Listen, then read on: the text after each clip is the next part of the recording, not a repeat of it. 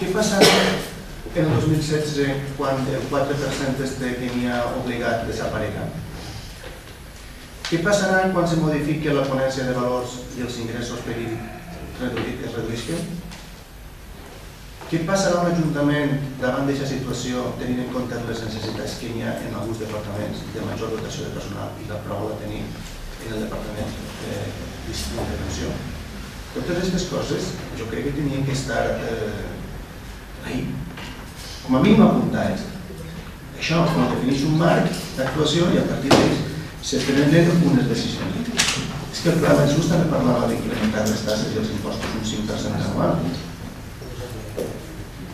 No sé si anem a pujar-les o no anem a pujar-les, en alguns casos hi ha uns canvis, però al final de la història hi ha moltes magnituds que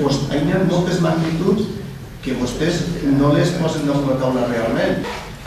Internament, els tècnics municipals i externament, aquells que feien la diagnosi de l'evolució d'aquest ajuntament en el 2009, diguem una cosa molt clara. La pressupostació que s'havia fet en els anys anteriors al 2009 era irreal, basada en previsions irreals, basada en ingressos irreals. I això sí que és responsabilitat d'un equip de govern.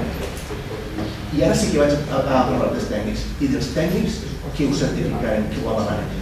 I jo ho dic perquè com en el seu moment també ho vaig dir quan parlàvem d'aquest pressupost, dic l'obligació dels tècnics és fiscalitzar i avaluar la viabilitat del pressupost, no només parlar del procediment, sinó dir, això que estem dient és fiable.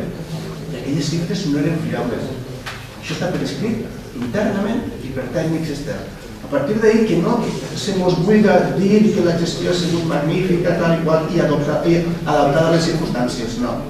La gestió segura que ha sigut amb unes pràctiques molt concretes i amb uns informes molt concrets que en el seu moment denunciaren i que ara vull recordar. A cada un el que li toque. Cada un el que li toque. Finalment, en aquest tema, nosaltres anem a abstindre-nos també. I ens estem sent conscients que si en el 2015 tinguérem alguna responsabilitat de govern, si la tinguérem, doncs tindrem que assumir les conseqüències d'aquesta modificació del pla d'ajust. Tindrem que assumir que farà falta segurament buscar ingressos addicionals, tindrem que assumir que n'hi haurà que retallar algun puesto, perquè tot això que estem fent ara per afavorir aquest aire que estem donant a la ciutadania, si no tenim clar d'on anem a treure-lo, estem apagant informació. Si ja li dic, si tinguem que estar ahí, també informarem de per què s'han fet certes coses i qui són els responsables. Això que quede clar. I assumim que la situació està i simplement ens abstenim. Mai hem votat a favor dels plans, dels 3 plans que es presentaren, i quan s'han modificat en tot cas, ens hem abstès.